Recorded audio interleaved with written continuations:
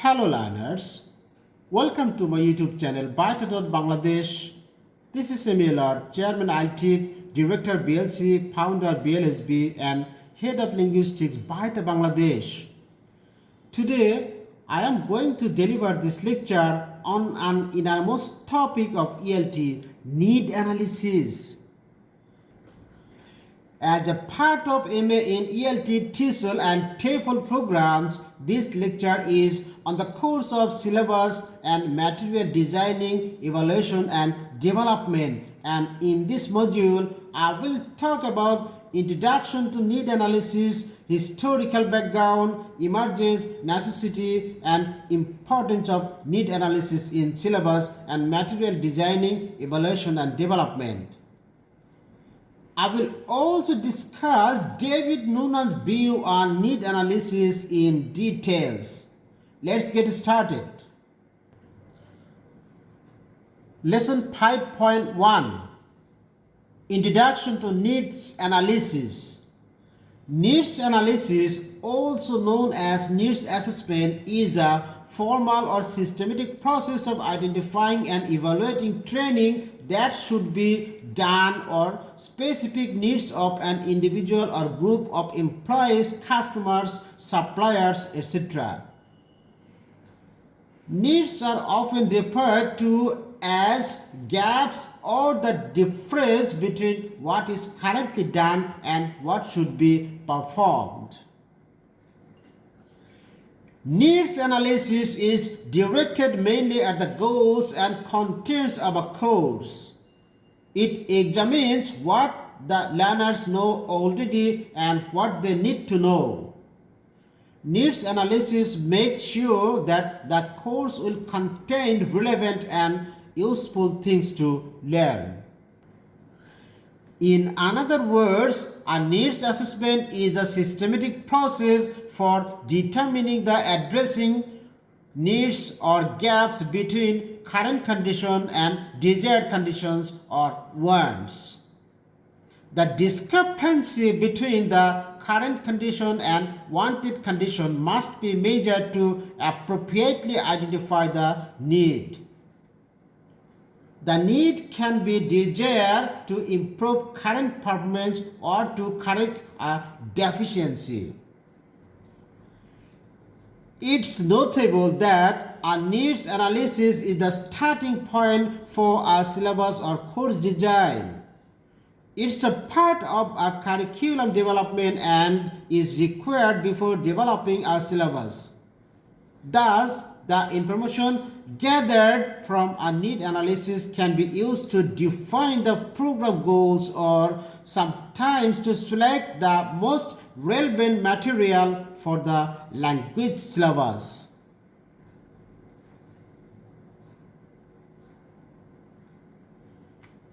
Lesson 5.2 Historical Background of Needs Analysis.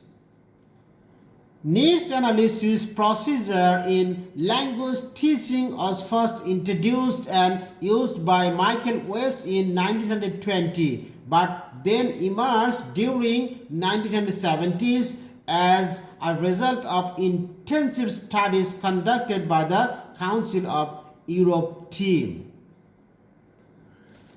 Needs analysis was developed and was emphasized in English for specific purposes ESP, and it's argued that it is not possible to specify the needs of general English learners. Hutchinson and Waters describe need analysis as the most characteristic feature of English for specific purposes course design in 1987. In 2008, Johnson K. points out that, I quote, "In order to plan a foreign language teaching, we need to find a way of analyzing learners' needs. What is going to tell us just how much and for what purposes our learners will need which foreign languages. And it is the process of needs analysis," unquote. Lesson 5.3 role of scholars and authors in emerging needs analysis. Needs analysis has a vital role in the process of designing and carrying out any language course, whether it be English for specific purpose ESP or General English course GSC, and it certainly has been acknowledged by several scholars and authors like Manbe 1978, Ristarik and Chancerel 1987, Hutchinson and Waters 1987, Barwick 1999, Bridley 1989, Theodore and Ewell 1989, Robinson 1991, Johnson 1991, West 1994, Hamplions 2001, Finney 2002, and some others. Also, the importance of carrying out a needs analysis for developing ESP test is emphasized by Palcher 1999, McDonough 1984, and Carroll 1980.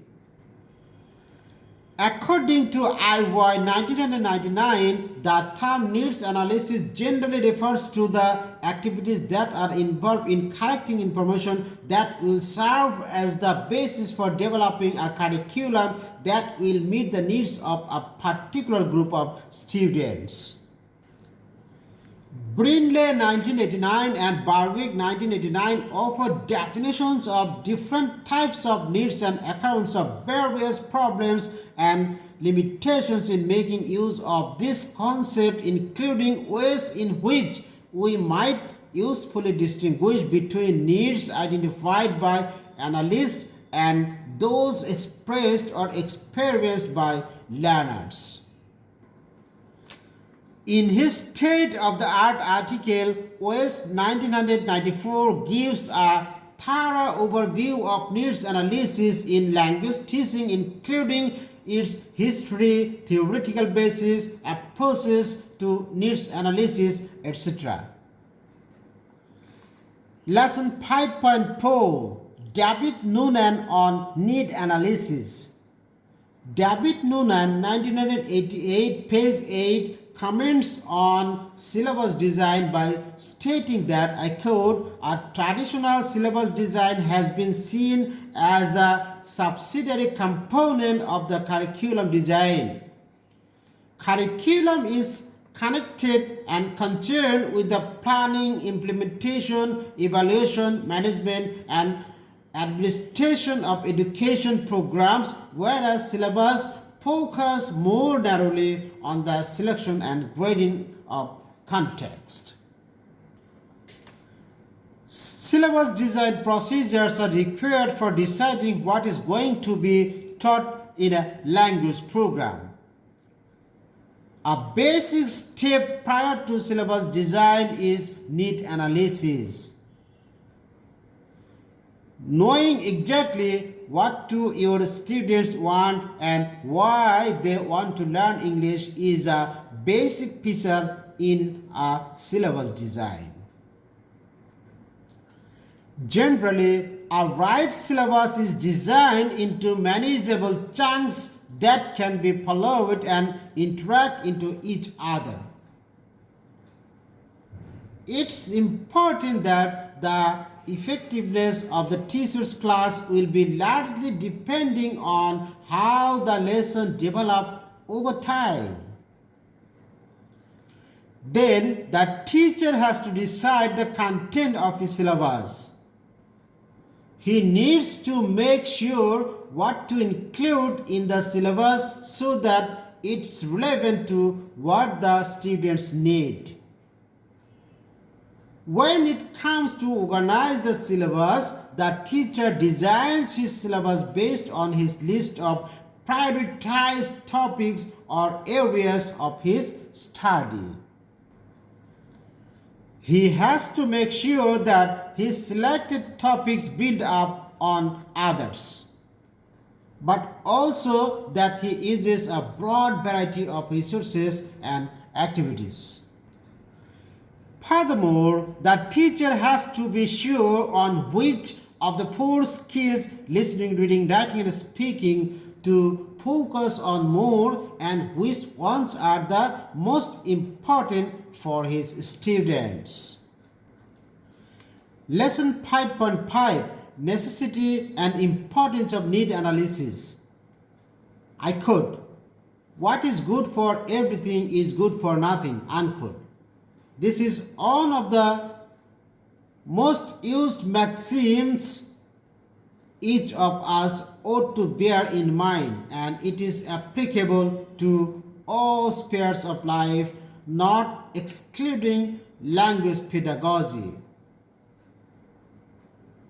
Only foreign language program follows certain guidelines, be they be general curriculum of a state school and or language philosophy of a language teaching institute, or even the outline of private tuition for a single student. The guidelines should not, however, be formulated in an ad hoc and haphazard manner resulting from the school's vague preferences, the instructor's favorite teaching techniques and activities, his or her methodological ignorance, or the uncritical following of the current vogue. Conversely, every language course, any course in fact, be it general or restricted, ought to be consciously designed taking 3 points into consideration. Number 1, who we teach. Number 2, how to teach, and most importantly, what to teach. Conclusion. Needs analysis or need assessments can help improve the quality of policy or program decisions, thus leading to improvements in performance and the accomplishment of desired results. Improving results, that is moving from current to desired performance, is typically a worthwhile and valuable effort. The results of a needs assessment will guide subsequent decisions, including the design, implementation, and evaluation of projects and programs that will lead to achieving desired results. Viewers, in my next video, I will speak about tools, techniques, theoretical aspects, principles, rationales, and core issues of needs analysis in syllabus and material designing, evaluation, and development, as well as various models of need analysis, especially in English for specific purposes, in ESP in details. Thank you for watching this video and love you all for subscribing my channel Bangladesh.